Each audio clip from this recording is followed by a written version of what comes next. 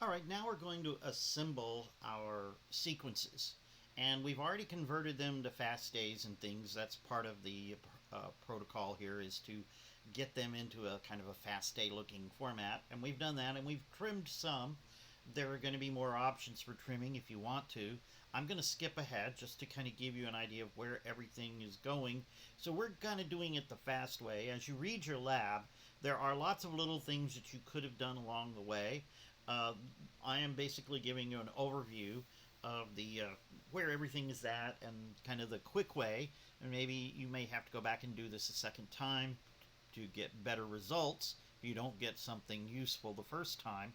But as a quick result way of doing this, for instance, I'm going to go here, and we have all of our list here that we created of all of our files. And I'm going to grab my 4 nucleotide sequences like this, and I'm going to go up here to align and assemble, and we're going to go to de novo assembly.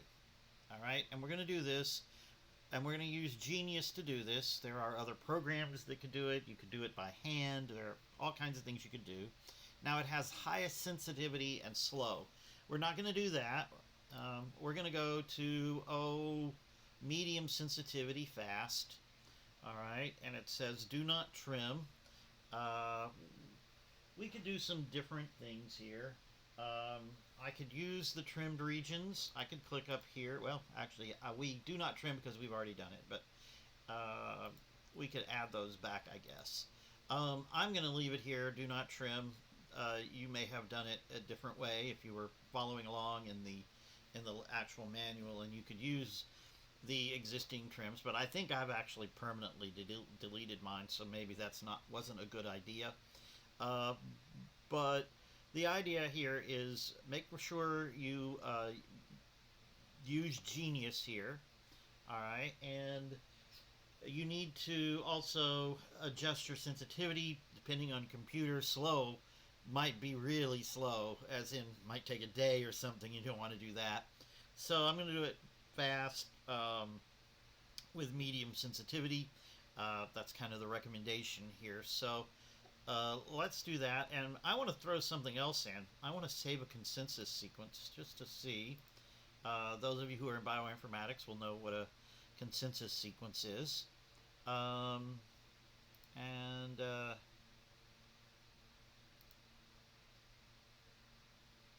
I don't know which one of these I want. Let's see, save a consensus by assembler or generate a new.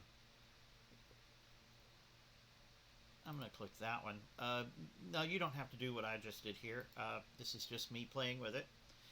But let's go ahead and do this. And let's see if we've got any other options we can do here. No, I don't like anything here. So, okay, let's do that. And here we go. It tells you all of this premix. Okay. Reverse. And we have assembled this, and presumably in the correct view. Let's take a look here.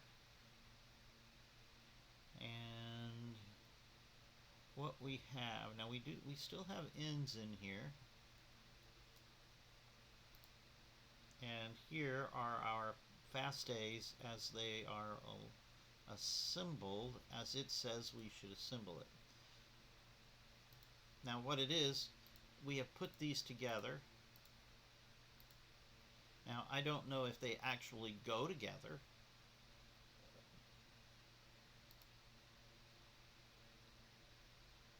And they create what's called a contig, and coverage and consensus. So this is kind of the place. Okay, this is what I wanted. All right. So our coverage is the bottom line, and the consensus are the places where everything matches. An interesting place here in the middle. All right, and 2 pieces along here. So we can probably assume that these regions at the beginning are the pieces that we have missed, or that are part of our our assembly process. So let's see, do the wrap thing here.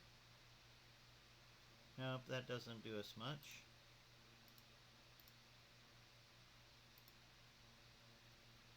That doesn't do much. We do have a consensus. Yeah.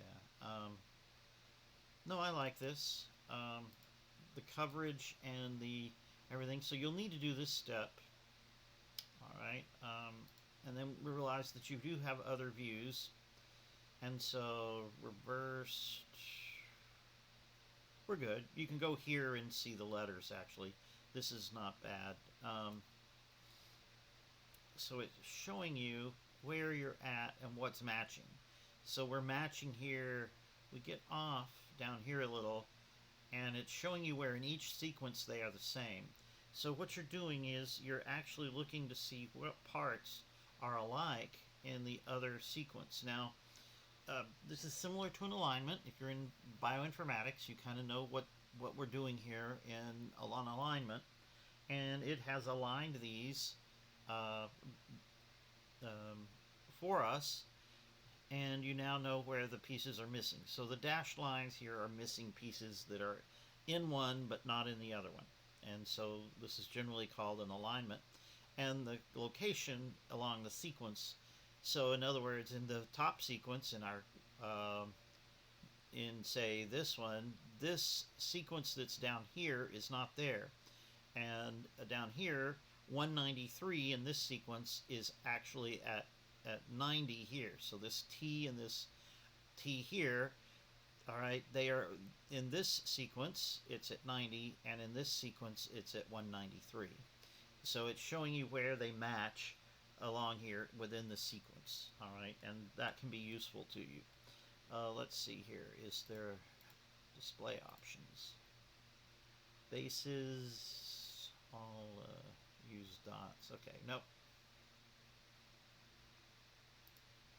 All right. And this. Okay, here we go. And so this is our pieces and our that we use. So these are the individual sequences, and no, that's not useful to you. We haven't done lineage. We would have to go and get on blast to do that. All right, and here's our config view. I got it. Okay, so the one that's useful is this text view here, like this. This is the piece that is the most useful, giving you information about each individual sequence and what parts of them line up together. If we're going to do this, so you can see here these two line up, and this gives you an idea of how to place everything, which is what it's done. Now we go up here. We've got good pairwise percentage, good identity. Let's see. So of course, 95% identical is good. Molecular weight. Anything else? No. That's something you could look at as the percentage of. These numbers are the two you want to look at, and they're both high. So we're good. We have no problem with this alignment. All right, moving on. This is just a quick thing that we need to do to get the assembly of the contigs.